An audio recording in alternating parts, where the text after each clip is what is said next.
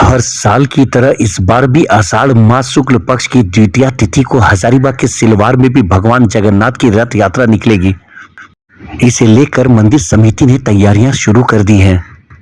शहर से 7 किलोमीटर दूर सिलवार पहाड़ी पर स्थित इस मंदिर की स्थापना 1952 में की गई थी। 7 दशक पुराना यह मंदिर अपनी नैसर्गिक सुंदरता और आस्था के लिए विख्यात है।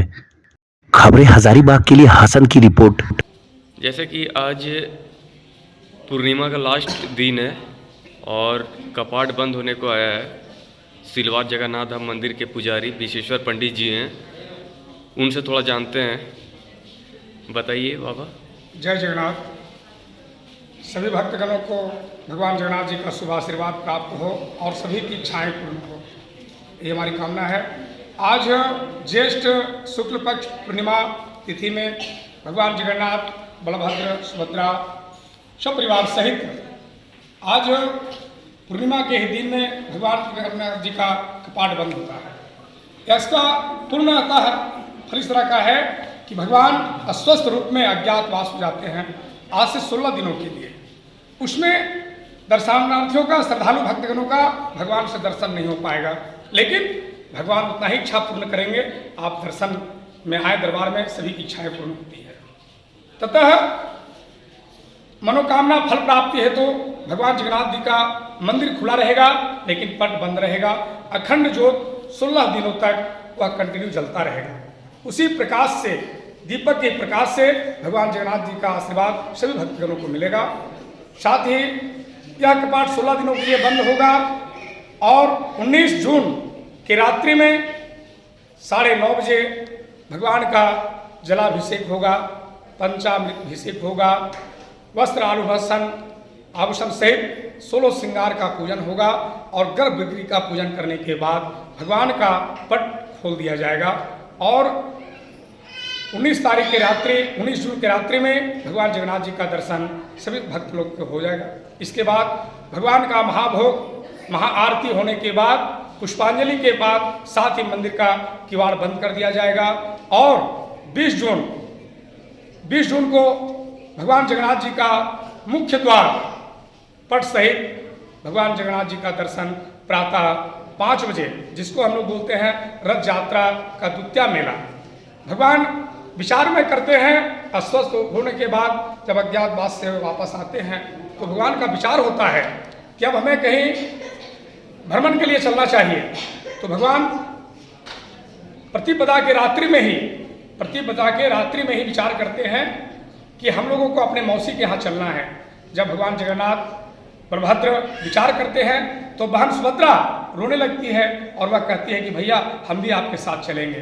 तो इसी शुभ अवसर पे अपने मौसी घर जाने के लिए आषाढ़ रथ यात्रा मेला का आयोजन होता है द्वितीया तिथि को, और भगवान के श्रद्धालु भक्तगण दर्शन करने आते हैं और अपनी मनोकामना को रखते हैं। यह जगन्नाथ जी का पूर्ण स्वीकार है और इस तरह का फल प्राप्ति हुआ है इस जगन्नाथ धाम मंदिर में कि जो भी अपना मन्नत को रखे हैं 1 वर्ष के अंदर उनका कामना पूर्ण हुआ है।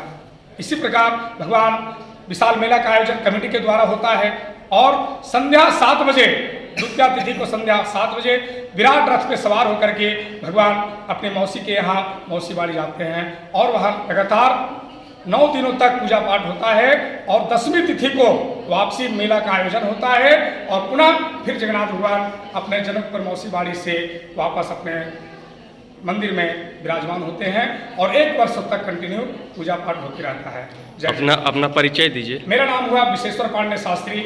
मैं जगन्नाथ धाम मंदिर का मुख्य पुजारी हूँ और सदैव हम अपने सेवा में तत्पर रहते हैं। हमारी ओर से सभी भक्तगणों को शुभ आशीर्वाद। जय जगन्नाथ। इस मंदिर का उद्घाटन 1952 में हमारे चचा रामेश्वर सिंह द्वारा ही किया गया था और गांव के ही अगल बगल के गांव के जैसे हो गए मोती महतो और अमनारी के कुछ लोग थे, उनके द्वारा जो स्थापना की गई है, इनका सेवा हम लोग हमेशा करते रह गए और आज भी कर रहे हैं और इनके सौभाग्य से ही हम लोग जो है सो यहाँ हैं। और इनकी सेवा में हम लोग लगे रहेंगे। भगवान की सेवा। जय जगन्नाथ। इस बार कुछ अलग दिखने को मिलेगा हमारा मेला में क्या? हाँ मिलेगा, इस साल अलग मिलेगा देखने के। हम लोग प्रोग्राम में लगे हुए हैं कि कुछ नया आइटम यहाँ पर लाएं। लोग यहाँ हुड़दंग भी कर लेते हैं कुछ नया आने के बाद, थोड़ा दिक्कत परेशानी हम लोग को होती है, लेकिन प्रशासन हमेशा तैयार रहती है, इसलिए हम लोग को सहयोग मिलता है। नया में है, देखिए अब क्या क्या अगले अथी में मीटिंग में हम लोग के यहाँ आएगा, जिसको हम लोग अलाउ करेंगे। वहीं इस मंदिर की स्थापना की कहानी भी कम दिलचस्प नहीं है। बताया जाता है कि शहर के व्यवसायी भूरा लाल जागेश्वर लाल ने मोती महतो के साथ मिलकर खपरेल मकान बनाकर उसमें भगवान जगन्नाथ की पूजा शुरू की थी, जिसमें पुजारी के रूप में उनके सहयोगी देवकी नंदन पांडे थे। बताया जाता है कि मंदिर बनाने के दौरान यह तय हुआ था कि सिलवार और केसूरा में एक साथ मंदिर बने।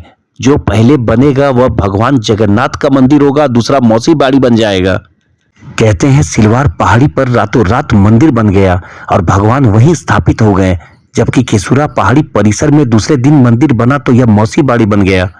4 दशक में अब तक सिर्फ 4 बार ही भगवान जगन्नाथ की प्रतिमा बदली गई है। हैरानी की बात यह है कि यहाँ पुरानी प्रतिमाएं विसर्जित नहीं की जाती, बल्कि मंदिर परिसर में ही समाधि बना दी जाती है। अभी यहाँ 4 समाधि है जहाँ पुरानी प्रतिमाओं को स्थान दिया गया है। पुजारी विशेश्वर पांडे के मुताबिक पूरी जगन्नाथ धाम से प्रतिमा लाकर यहाँ बदलने की परंपरा आज भी जारी है। पुजारी के मुताबिक 1 जुलाई को रथ यात्रा मेला का आयोजन होगा। श्रद्धालु इस बार भगवान जगन्नाथ, भाई बलराम और बहन सुभद्रा के दर्शन कर सकेंगे।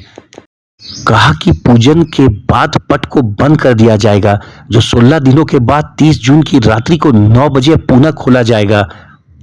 1 जुलाई की सुबह आरती के बाद श्रद्धालु फिर से भगवान का दर्शन कर सकेंगे। खबरें हजारीबाग के लिए मेरू संवाददाता हसन की रिपोर्ट।